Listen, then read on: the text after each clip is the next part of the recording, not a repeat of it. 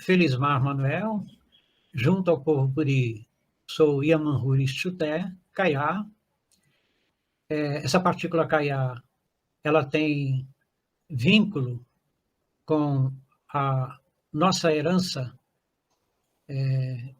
como tarefa, né, de família, de cuidar dos vegetais com vistas à saúde, que era uma herança de minha mãe.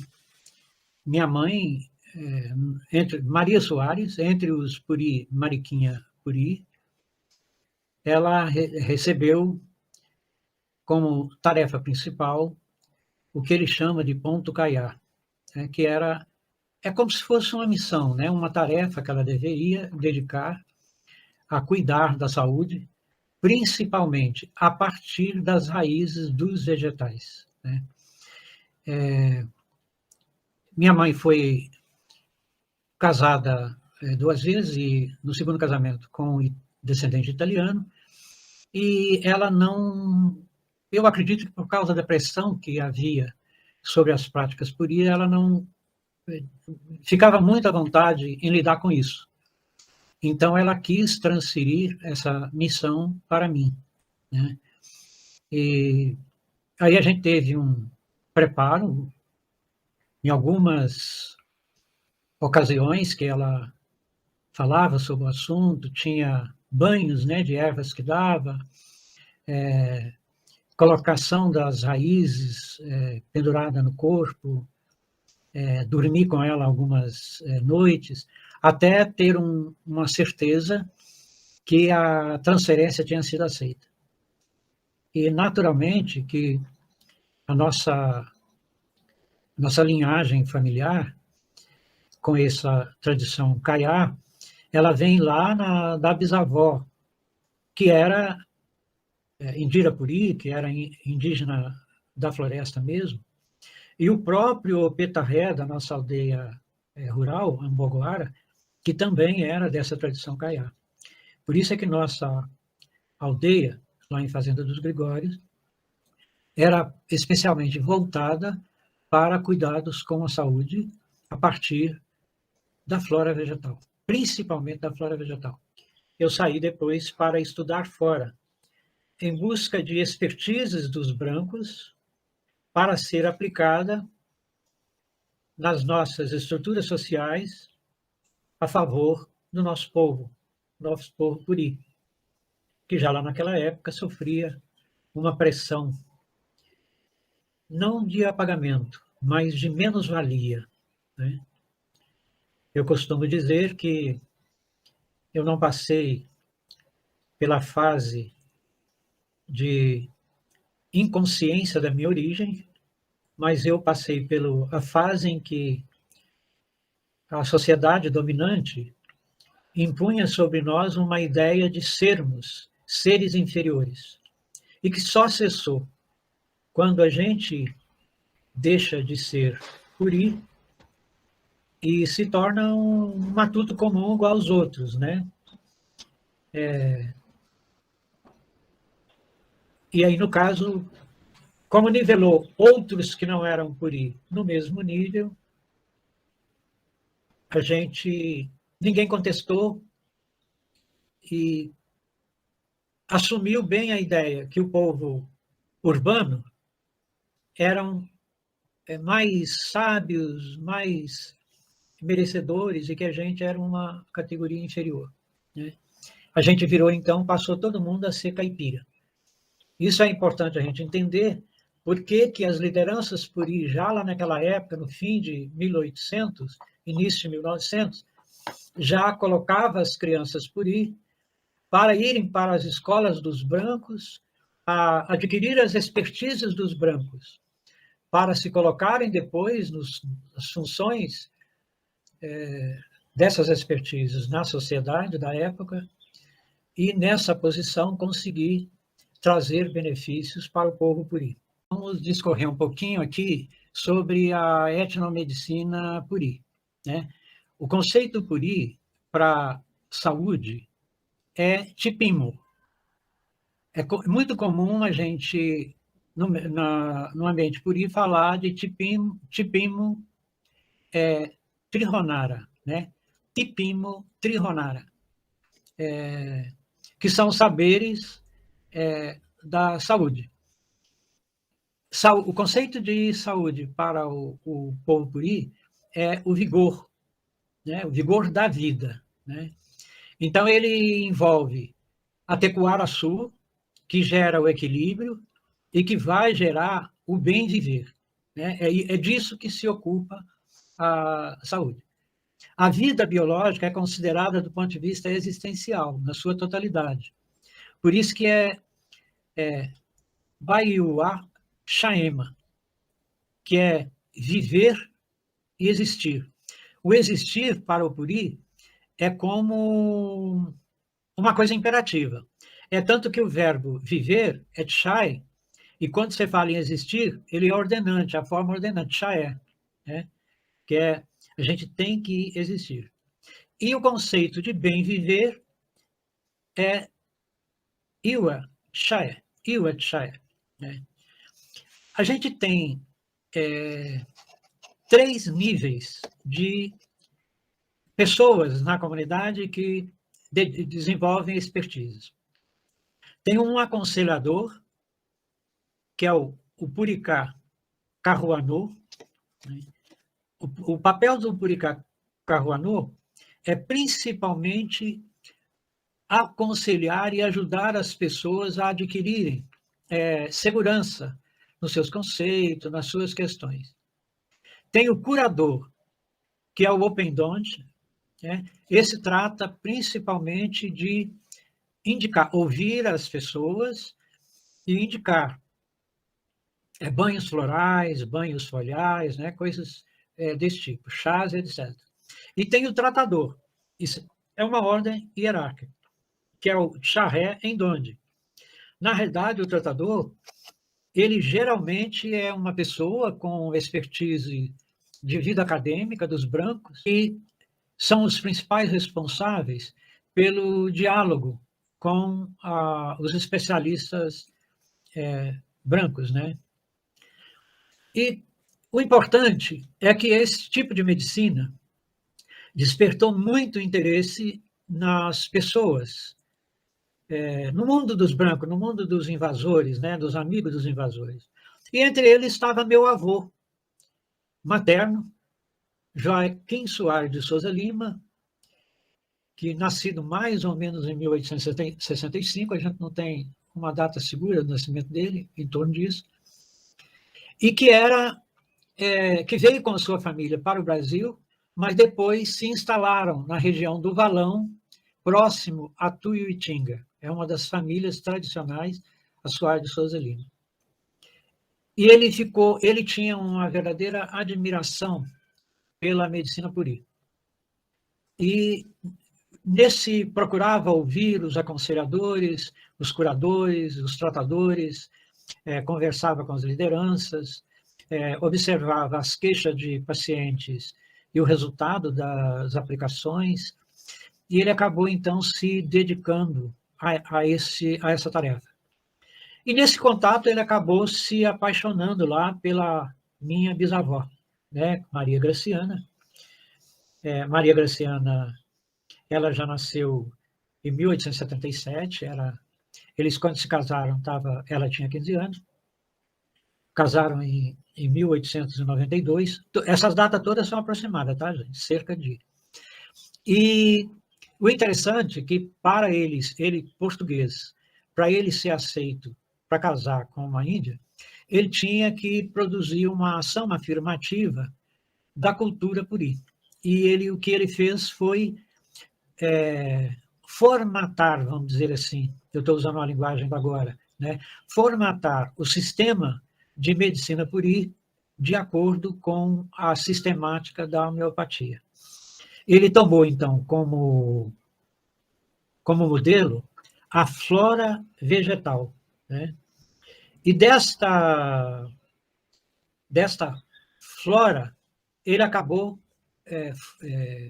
utilizando a palavra floralia para o sistema de tratamento puri. Ficou chamado de floralia puri, né? O sistema puri Tem medicamento feito com flores, com folhas, com frutas, com sementes, com cascas, com a madeira, com o caule e com a raiz. Isso fez com que... E das resinas, né? A gente não pode esquecer que as árvores costumam produzir resinas, que eles formavam ungüentos, né? Cataplasma também, que era usado, xaropes, elixir, licores e balas. Era muito comum fazer um tipo de doce. Lá eles usavam a rapadura, com o extrato do medicamento, deixava aquilo num ponto, como se fossem balas, que a pessoa ficasse chupando e ingerindo aquela resina, né? Joaquim Soares de Souza Lima, que após assumir parentesco Puri por cunhadismo, né? O Puri admite o parentesco de algumas maneiras, e o cunhadismo é um dos meios, né? Então, ele deixa de se assinar Joaquim Soares de Souza Lima e passa a ser conhecido como Quincas Lusitano Puri. Então, Joaquim Soares de Souza Lima e Quincas Lusitano Puri é a mesma pessoa.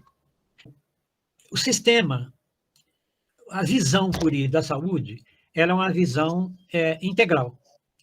Entretanto, tem 3 divisões que aconteceram. O Digetipimo, que é um cuidado especial em promover a saúde dental, o Imitipimo, que é um cuidado especial com a saúde do corpo, e após a invasão dos europeus, surgiu uma outra dificuldade, e que foi enfrentada com um modelo chamado Xanguá, que é a cura mental, o principal, evitar distúrbios mentais. Após a invasão, os puris se tornaram, começaram a ter ansiedade, né, esse tipo de coisa, revolta, inclusive. Então, a Floralia Puri, né, os florais das flores, os folhais das folhas, os frutais das frutas, e quando usa a própria semente, é gemais, os cascais das cascas, os lenhais do caule e os risais das raízes, né? A sistematização, né, ela é similar à homeopatia, né? Então, o vegetal é colocado em infusão em álcool. Recebe a cada dia 12 sacudidelas do recipiente contendo vegetal em álcool, a cada dia. E isso acontece durante 12 dias. Aí ele tem o extrato do vegetal. Esse extrato alcoólico toma 100 partes dele, leva para outro recipiente e completa para 1000. E, novamente, tem 12 sacudidelas a cada dia, durante 12 dias. E aí tem a primeira fortificação do remédio. Dessa primeira fortificação, se toma 100 ml, completa novamente para 1000 ml, novamente 12 sacudidelas a cada dia, durante 12 dias, tem a segunda fortificação. E na comunidade se usava apenas até a terceira fortificação. Acima da terceira fortificação, o emprego era dos tratadores, o mais alto na hierarquia de cuidados, né? Os florais e folhais, normalmente, ele é aplicado no nível dos descontrole das emoções. Os cascais e os lenhais, quando começa a atingir e prejudicar o nível físico, né, o nível biológico. E os frutais e os risais é quando está trazendo transtorno a nível fisiológico, né, que está envolvendo a TUTAC, né, que é geral. E, no caso do Xanguá, quando ele traz desequilíbrios mentais nas pessoas, né. O interessante é que muitas das vezes, quando eu ministrei cursos na universidade, os alunos me perguntavam quais os vegetais principais. E é bastante complicado isso, porque o Brasil é um território muito grande, e a zona da mata, onde o povo puri vivia, é muito grande também, e tem uma variedade muito grande de vegetais, né? Então, uma das publicações onde eu encontrei a maioria, ou talvez a totalidade, dos vegetais usados pelos puris é um conjunto de livros, são 2 volumes, eu acho, 2 volumes de livros, publicado pelo Jardim Botânico do Rio de Janeiro, que se chama Livro Verde das Plantas Industriais e Comerciais do Brasil. Penso eu que o título é esse. Mas é o Livro Verde das Plantas. Nesse livro, a maioria dos vegetais catalogados de emprego, eu estou falando dos vegetais com indicação em saúde, são vegetais que eram utilizados pelo povo puri. Não sei quem colaborou para fornecer os dados desses componentes, né? Esse dado da medicina puri, ele foi amplamente utilizado em toda a época da minha existência, junto aos meus familiares e ao povo puri da região de Grisema. Eu nasci em 1939, já na gravidez da minha mãe, a assistência foi com a homeopatia puri. Na minha infância, eu fui tratado com homeopatia puri, na adolescência. Eu só fui conhecer remédios alopáticos quando eu saí de lá e fui estudar. Havia na região um médico que chegou a ser da minha época, cheguei a conviver com ele, que foi o Antônio Arruda, que foi muito famoso, acho que ele foi até prefeito de Biricema, que ele era adepto da nossa medicina puri. Ainda dentro da ideia de cuidado, né, com o outro, porque a tarefa da saúde é principalmente a preocupação de cuidado consigo, com o ambiente e com o outro. O povo puri conviveu muito com as outras culturas, né? É interessante observar que as pessoas que não tinham grandes possibilidades de ajudar os outros, ajudavam orando, impondo a mão, benzendo, né? Fazendo promessas. Esse foi uma abertura que as lideranças puri viram que o povo puri poderia aprender essas expertises também. Então começaram a surgir as benzedeiras, né, rezadeiras, pessoas que faziam uma ação simbólica, né, pensando que aquela ação podia refletir em benefício dos outros, na cura dos outros, né. E isto teve uma boa repercussão junto à população, porque o povo puri não se envergonhavam de ser o tirador de rezas na capela, o benzedor daquele que estava doente, né? Então, usava-se, tem várias estratégias de benzeduras, de preces, tanto para ajudar animais como para ajudar a pessoa humana, que eles utilizavam. E que passou, naturalmente, dado a seriedade com que o povo puri considerava essas atividades, ter uma aceitação muito boa entre a população, né? Eu acredito que ainda nos dias de hoje, essas práticas ainda possam ser encontradas lá nas regiões, né? E por que isso? Porque no sistema puri, de ser puri, há muito a utilização das reflexões. Os aconselhadores, que eram os principais, os aconselhadores puris, né? Que foram os principais que aprenderam essas expertises, eles já eram treinados com as reflexões purias, meditações do fogo, meditação da água, que eram técnicas que se aplicam tanto em benefício próprio como em benefício do outro, né? Esse outro pode ser outra pessoa, um animal, um vegetal, uma planta. E isso teve uma repercussão e aceitação eu diria que pode ser uma marca, né, que a população não puri, muitas das vezes, via mais essa marca como um qualificativo puri do que outros atributos próprios do puri, quando essa era uma interação, né? O puri sempre foi um indígena interativo com o seu meio. Todo este sistema, né, de etnomedicina puri, principalmente a sistematização da Floralia puri, ela é um sistema que dura, né, que continua conosco até hoje.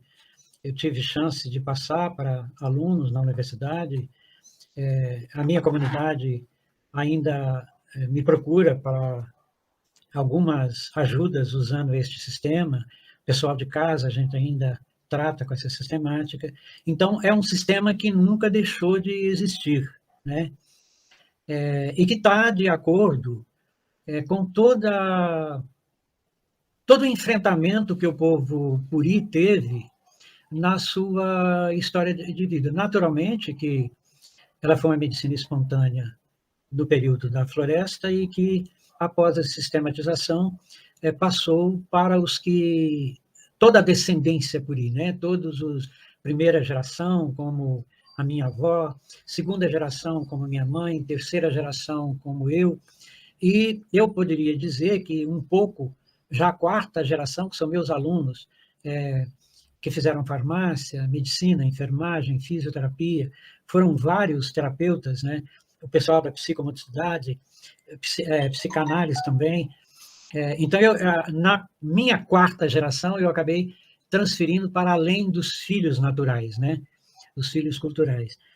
E eu acho que ele se enquadra dentro desse ideário, né, de curar as pessoas, né, que estão enfermas, levantar essas pessoas, fortalecer essas pessoas para resistirem, né, e principalmente honrar a memória de todas aquelas pessoas ancestrais que produziram isso e que fizeram esse sistema chegar até nós. Eu tenho muito prazer em ser puri. Eu já tive a oportunidade de dizer que eu não passei pelo o problema de não ter identidade, né? Eu, ao contrário, eu percebi que ter identidade puri é semelhante ao que os muitos brancos fazem hoje, procurando segunda cidadania. Eu tive a oportunidade de ter cidadania africana pelo meu avô, italiana pelo meu pai, portuguesa pelo meu avô materno, mas principalmente a cidadania que me interessou foi a cidadania na qual eu me formei, a identidade puri, com a qual eu me realizo e me considero uno com a natureza. Toda a minha vida tem sido um esforço pela Tecoaraçu.